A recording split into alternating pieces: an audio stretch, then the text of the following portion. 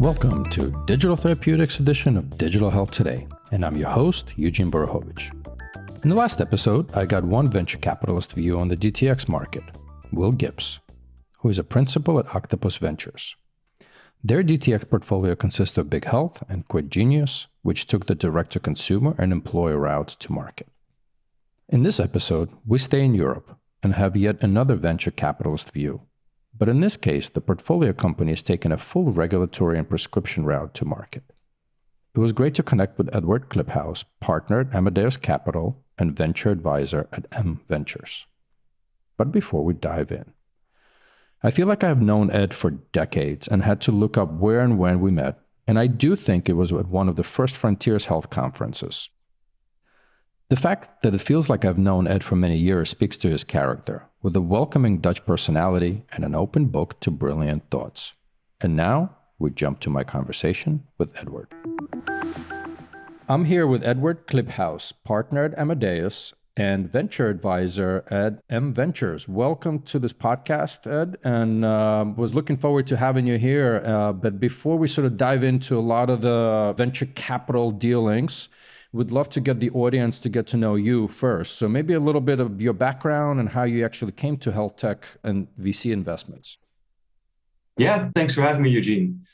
My background is probably best described as failed scientist. I started out as a pharmacologist, but unfortunately wasn't necessarily that successful at it. So I then reached out to a number of my friends in the VC industry, asked them what they were doing. I hadn't had the slightest idea of what venture capital was, but something with science and business seemed kind of cool to me. And through sort of that journey, came to M Ventures in 2009.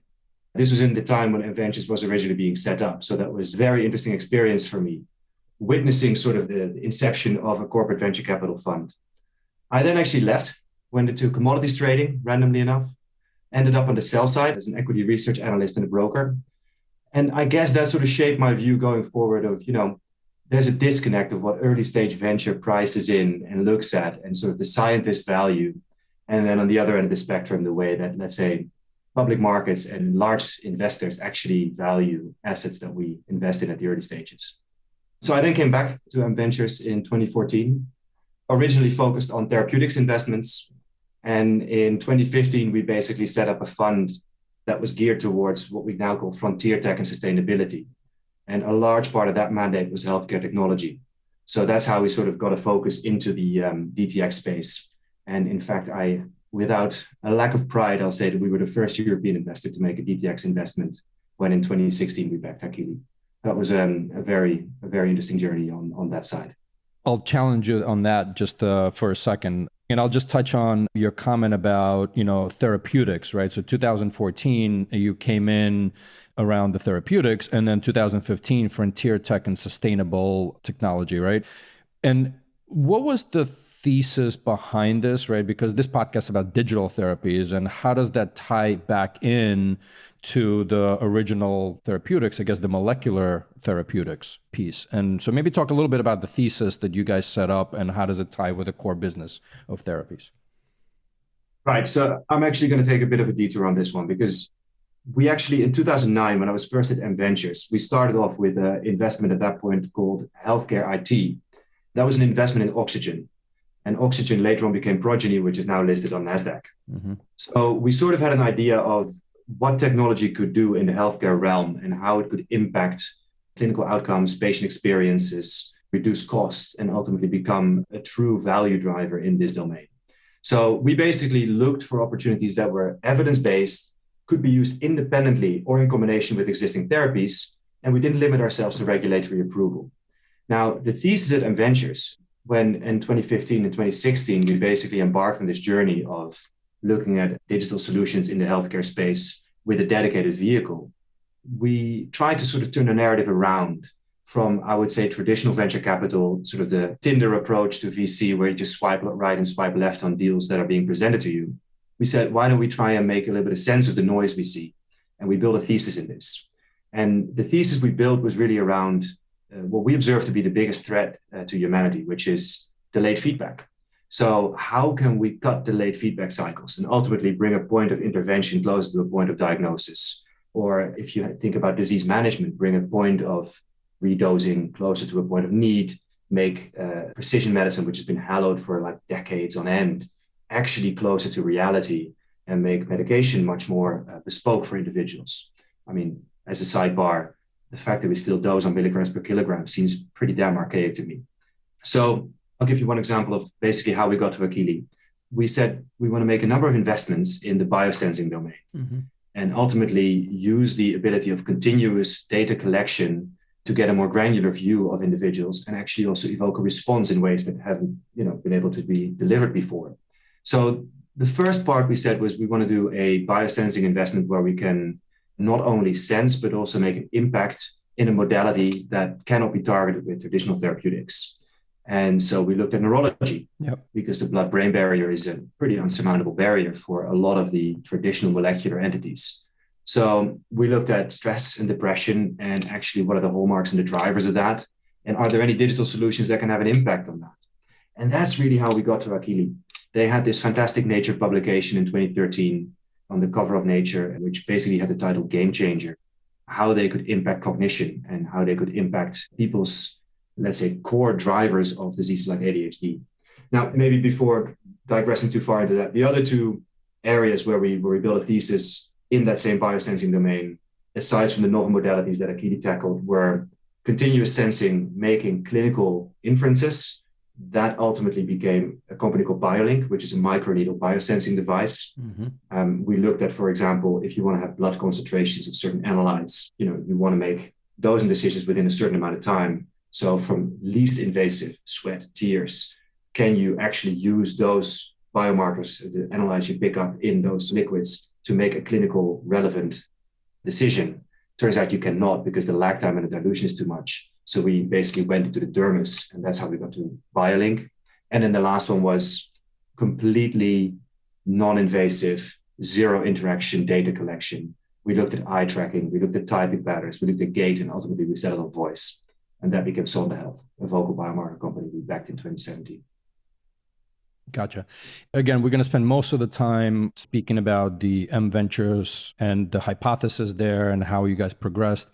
When you guys were setting this up, and let's not go back maybe all the way to 2009 as you did with healthcare IT focus, but let's stick with that 2015 to 16 thesis. Is the M Ventures, I'll call it mandate, was it strategic, financial, combination, just even from a setup perspective? Because then we can go into, so what is that business hypothesis it was for M Ventures and the CVC? Yeah, it's a good question. I mean, it's both. So the initial investment for M Ventures is always strategic. If you think about it, I mean, you have a big pharmaceutical firm or a big conglomerate, I should almost say, carving out 450 million to make investments into early stage technologies.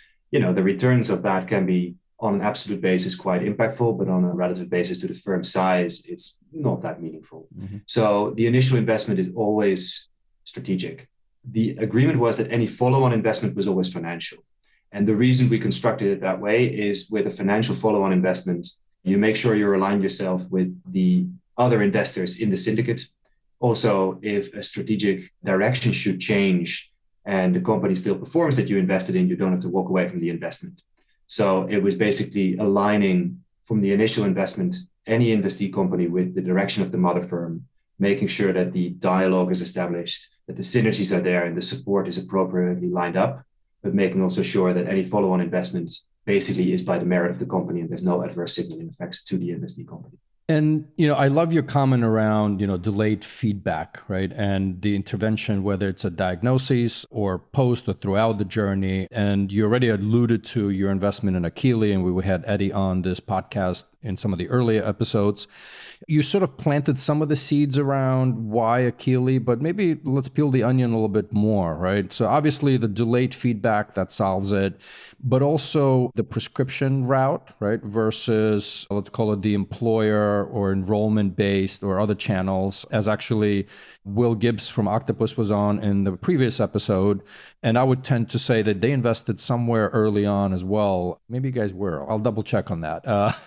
But into big health. So let's stick with Akili, your investment decision and what attracted you to the company.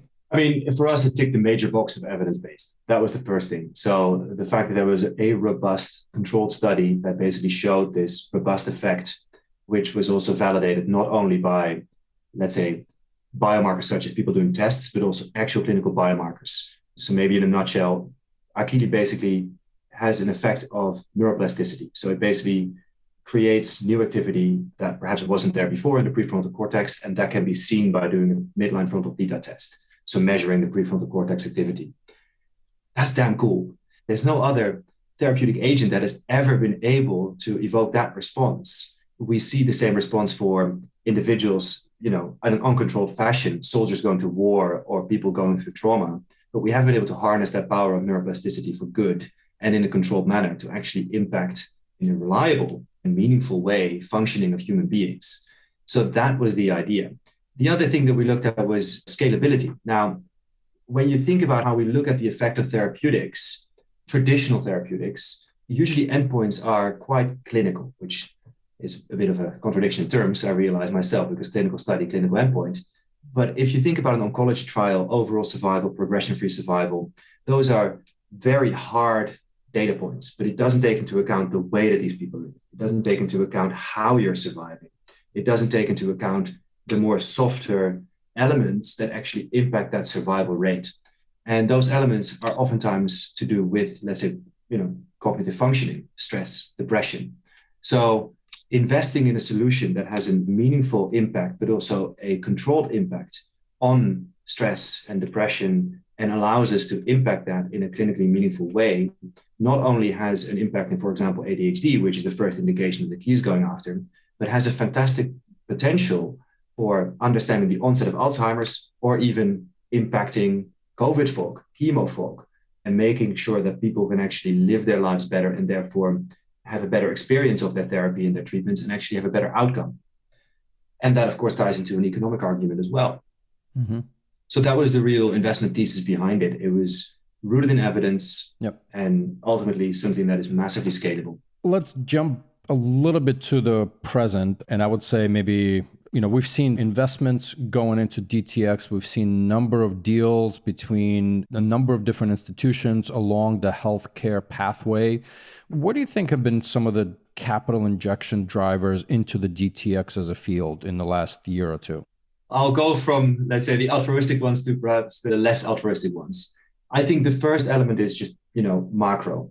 We see the proportion of people contributing to the healthcare systems as we built them over the last decades changing. The proportion of people contributing to those systems is getting less as compared to the people drawing from those systems. And the inefficiencies therefore have to be wielded out. So healthcare technology, by and large, is set to impact that. Basically, the way that we constructed our systems, especially in the West, are simply not tenable for the coming decades. And DTX is part of that, right? I mean, basically, it sort of like rides that wave of potential disruption. Then the second part of it is most DTX still have an effect on experience, and a large proportion of the solutions will ultimately go towards cognition, behavior change, etc. Now, these sort of like softer parts of the healthcare system and these softer elements that actually have a very meaningful impact on outcomes have come out of obscurity in the last couple of decades, and perhaps even more so now in the last year with COVID. I mean, depression has been a widely acceptable, or mental health has been a widely acceptable issue, and it hasn't been something that was at the forefront of people's minds, no pun intended, before that. So that's, I think, a second driver. And then the third driver, I guess, is again, sort of the argument, a rising tide lifts all boats. Low interest rates and a flurry of capital has simply allowed for a large amount of capital flowing into venture capital as a whole, and healthcare technology as a bastion of, let's say, the final undisrupted industry vertical is seeing an influx therefore as well. Now, the final argument I'm going to make is, I think democratization of healthcare and putting sort of the power back into the patient's hands will be, in my opinion, the accelerator of the trends that we've observed so far. So that will be the main driver of, at least this is my personal prediction, the main driver of what we will see going forward. And I hope that that will be a main driver for good, because at this point, this is one of these weird industries where the actual purchaser is not the end consumer. Yep. And that is, I think, set to change to a large part. Well, that sound means it's time for a question from my journalistic partner on this podcast, Brian Dolan, who is the founder of Exits and Outcomes, and as I like to call him, the digital health detective. Let's see what question Brian has for our guest today. In the past year, we've seen acquisitions and IPOs ramp up for digital health companies significantly. But that's especially been for companies that have been employer-focused and telehealth-focused. We've seen larger virtual care providers buy up complementary peers. We've seen health insurance companies snap up telehealth companies. And even smaller companies are going public via SPACs. So as an investor, I'm curious to get your take on exits for this category of companies that we've been talking about on this podcast. So more pharma-like digital therapeutics companies. Do you foresee pharmaceutical companies buying up some of these? What's kind of your overall take of the exits endgame for digital therapeutics? And if you could kind of take us back, like how has that evolved for you? How are you thinking about exits maybe a couple of years ago when you first started investing in digital therapeutics companies? Yeah, so there's a lot to unpack there. Let me take the first bit separately, and that is the IPOs and acquisitions and acqui-IPOs. I think what we've observed so far is we've seen traditional methods repackaged in new delivery mechanisms. So telehealth is a prime example of this. It's an existing product, your interface with your physician, and ultimately through a new channel, i.e. digital, it comes to you. In my prediction, the next phase that we'll witness is fundamental new technologies. So not delivery of existing technologies through a new channel, but fundamental new technologies. Akili is still an example of that, but we see a flurry of opportunities in this space. And then even sort of like the version 2.1 of that is completely blue sky markets that haven't been able to be quantified before. Now, if you think about it from the other side, from the public market side, for people to build confidence that these things exist, they need to have witnessed that this premise actually can be fulfilled. So it is much easier to back a delivery of an existing market because you can quantify the market and you can sort of quantify the efficiencies, and therefore you can extrapolate what that market share will be and therefore what the value of such a venture could be. Therefore, it is a relatively low-hanging fruit, quote unquote, for people to make a purchasing decision on such a business. A fundamental new technology has a lot more inherent risk to it. And a fundamental new technology playing in an unexisting market has another layer of risk. Now, the reward is arguably bigger as well, but people need to at least have confidence, or investors need to have confidence, that there can be players that can deliver on the premise here. And then you will see, at least in my experience and in my prediction, the increased activity in those fundamental new technologies ramping up. So where does that leave us with regards to the question around SPACs and smaller companies going public and the exits playing out for pharma-like DTX companies in the coming years? I think pharma-like DTX companies, they need to play to their own strength. And for me, basically, coming back to something I said earlier, for me, a DTX company that is successful basically plays to the strengths of evidence. So evidence is key. You need to get the customer need right, and you need to demonstrate value to your patients. It's a unique tool, which is very important. And a large number of these plays actually put the responsibility back into the hands of patients through direct feedback cycles and cut that delayed feedback cycle that we mentioned earlier. And then the last one is you need to demonstrate near-term value. So you're really sitting here on sort of an intersection between two worlds. If you think of where venture capital in tech goes, the capital usually goes into markets that are quickly de-risked, or ventures that are quickly de-risked, because they can collect quick customer feedback. In therapeutics, you de-risk along a regulatory framework. Here you're playing to the strength of both sides. You can still have the protection of a regulatory framework if you elect to do so, and you can get quick customer feedback. So a truly successful DTX, in my opinion, plays to both sides. Now, where does that leave us for exits? I don't think there will be a lot of pharma companies buying DTX, frankly. I think you'll see partnering, that absolutely. But my prediction will be that there will be a number of larger players in the DTX space having licensing deals with various pharmaceutical companies, but simply because of their vastly different methods of commercialization and vastly different methods of de-risking, I would see it rather as a partnership than an acquisition by one or the other. And so in my opinion, pharma should partner up. They should partner up with players like this. I hope that answers your question. I'm going to actually hop in here because I typically ask on this podcast, to follow on to Brian's question. You and I had been talking about biosensing delays, right? And instantaneous feedback and, intervention at point of diagnosis, as well as, on the pharma side, we keep talking about real world data. And then ultimately over time, this turns into evidence, right? And so I typically ask this question, DTX companies that know the end consumer really, really well, and then pharma companies that honestly don't, right? Or there's a couple of hops away outside of, let's say, patient support programs, which are also highly outsourced. So you talked about your hypothesis. I would challenge you a little bit on, is the DTX companies going to swallow the pill inside that, more human experience? Or again, it sounds like your answer is no, pharma companies are not going to swallow the DTXs inside in more of a partner role. I would sort of add in the other component, DTX companies are great set of patient support programs as well. You can turn them into, but so it all depends. So maybe unravel a little bit your thinking on DTX, swallowing the pill or the pill swallowing the DTX.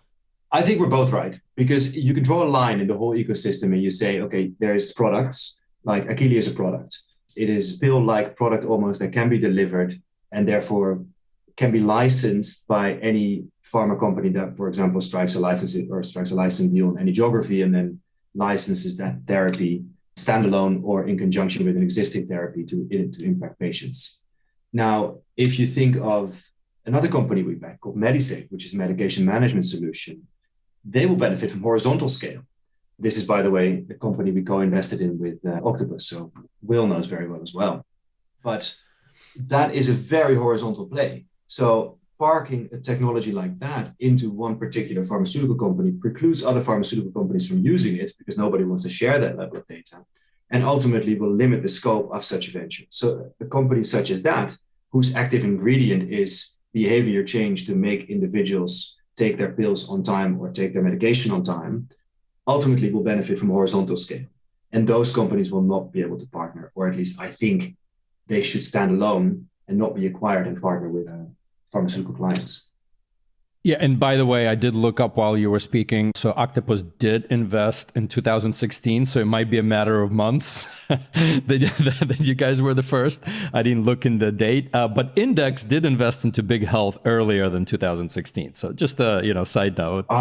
You're debunking my claim here. That's painful. I am debunking your claim, but hey, it wouldn't be fun without it. So let's talk about, again, we talked about a little bit of the regulatory component, evidence-based, and some of the decisions you guys made around investment in Akili. And this is obviously the prescription DTX route. Akili, and I don't know that much deeper into it, but have now launched, Akili Care as well, sort of surrounding this. Talk to me a little bit about any distinction, or you may not be seeing it, sort of a pure prescription DTX, right?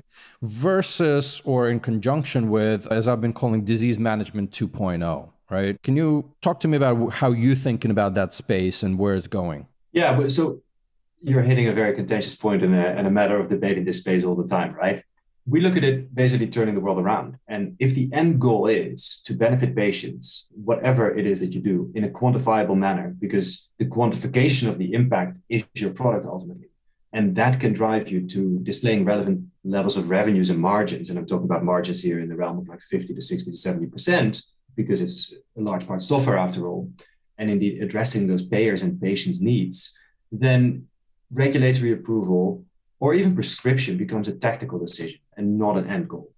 And so we see, for instance, when we look at Sonde Health, which is a vocal biomarker company, building vocal biomarkers for different solutions. When COVID hit, we cranked out a quick biomarker there that is really helpful for employers for getting their employees back to work. That is not a regulatory approved solution, but it's really beneficial in its positioning right now to basically have as an additional data point to a temperature screen for people coming back. Now, the next biomarker there will be for a harder, quote unquote, clinical indication that will most likely have to go through regulatory approval. So what I'm trying to say here is illustrating the point that therefore for Sonde, and we see it for a number of other companies we're involved with as well, regulatory approval is a tactical decision and not a strategic end goal in and of itself. So Ed, you just talked about the vocal biomarkers, and while, maybe no FDA approval, it could be a helpful tool, right? So where do you look at prescription digital therapeutics and going after the regulated and the risk reward ratio here? Yeah, again, it is a tactical decision, right? If you think of regulatory approval will basically give you very high barriers to entry because any follower will need to collect the same amount of clinical data, which will presumably cost at least a similar amount of money and a similar amount of time. There's no direct need for high customer acquisition costs you're mostly allowing a B2B or a B2B2C route. You're basically unlocking that gatekeeper of the payers to enable commercialization through those channels. But your timelines are at the grace of regulators and usually are high cost. Now, the non-regulatory side, on the other hand, will allow you a direct route to revenue. It will basically enable a B2C route in addition to a B2B and the B2B2C route. You typically have these direct-to-consumer business models, so your CAC LTV metrics are all of a sudden important and they will be used for your valuation. So you mostly have high customer acquisition costs to stay ahead of competition, and you have low barriers to entry. So on the one side, you see a fairly protected yet costly route that ultimately people will sort of commit to in a more biotech fashion because valuation will be done on area under the curve after that. And on the non-regulatory side, you'll see a more tech-enabled, hyper-growth, hyper-speed path. Now, the other final thing I'm going to say about that is on the regulatory side, therefore, if you think about how traditional therapeutics are being commercialized, usually, we look at a patent cliff. If it's for small molecules, we look at the area under the curve of commercialization and we risk that discounted back through a risk-adjusted net present value based on a DCF. That's it. And then you have standardized metrics for phase 1, phase 2, phase 3, and standardized timelines and risk numbers. For digital therapeutics, those numbers are not there yet. They're not relevant yet. We don't understand it entirely yet because it's such a new industry. Moreover, the commercialization partners are highly questionable because we don't know what is AbbVie with its rheumatoid arthritis franchise going to be equally good at commercializing a digital solution as they are going to be at commercializing TNF alpha. That's a different thing. And so if you're looking at it that way and you still have to build out your commercialization side, then the price can be great because you can become the digital pharma, if that makes sense, and not just stick to being a digital biotech. Mm-hmm. But the cost and time is also equally great. And therefore you need to have very deep-pocketed and very trusting investors. Since we're speaking about, you touched a little bit on the future, what do you think the drivers of success going forward for the DTX as an industry, right? Basically, it's all about delivering a true outcome. Like if we can show as an industry that what we've been saying here actually works in a real world setting. For Akili, it is indeed delivering neuroplasticity. For Sonde, it is picking up certain vocal patterns that ultimately can signify the onset of a certain disorder. For BioLink, it will be monitoring your biomarkers in a continuous fashion that we know exactly what happens to you, when and why. If we can show the clinical benefit of these things in a real world setting, then we have a massive business case in our hands. Because it not only will allow such more potential for individuals to take control of their own healthcare, it also will cut a tremendous amount of inefficiencies out of this system. Inefficiencies of people not responding to certain treatments, people continuing bad behaviors whilst knowing that ultimately it will cause them harm and it will cost the system enormous cost. And ultimately making sure that, those two incentives are aligned. But when we look at these companies, we ask ourselves three questions: who benefits, who pays, and who needs to adopt? And the challenge with healthcare is that oftentimes the stakeholders in those three questions, so the answers to those three questions, are not the same. Yeah. But with digital, you have a solution to make them the same, to align them. And that's the power of this. Love it. So we started with you, Ed, and let's finish with you. What is your why? What gets you up every morning? I love to play with new toys every day and toys that do something for humanity and make our lives better. I mean, I'm well aware of the flip side of some of the technologies that we invest in. There is, if you think about wielding out potential genetic malformations that could lead to cystic fibrosis, the flip side of that is that we can do progeny selection and say, I want a highly intelligent child and you're going into Gattaca territory.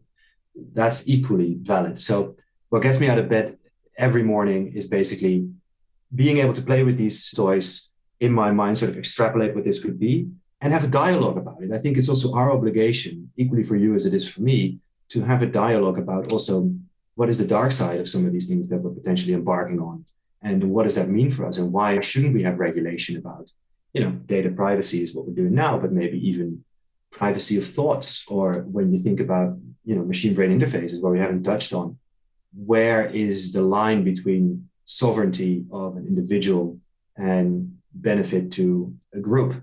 I think these are, enabling that dialogue whilst hopefully driving a force for humanity and satisfying my own curiosity. That's what gets me out of bed. Pleasure having you on, Ed. Thank you for making the time, and we'll be talking soon. Fantastic. Thanks, Eugene. Thanks so much for tuning into Digital Therapeutics edition of Digital Health Today, a production of Mission-Based Media. Be sure to hit that subscribe button to this podcast on your favorite podcast player so you're then automatically notified when we post our upcoming episodes, where I speak with dozens of leaders and trailblazers who are forging the path for digital therapeutics. If you'd like to learn more about Your Coach Health or Brian Dillon's Exit and Outcomes, you can always find the links to this and more in the show notes for this episode. You can connect with me personally on Twitter at HealthEugene, or follow my journey of writing my first book, Hard Pill to Swallow, at hardpilltoswallow.substack.com. I'm Eugene Borowicz, and catch you next time.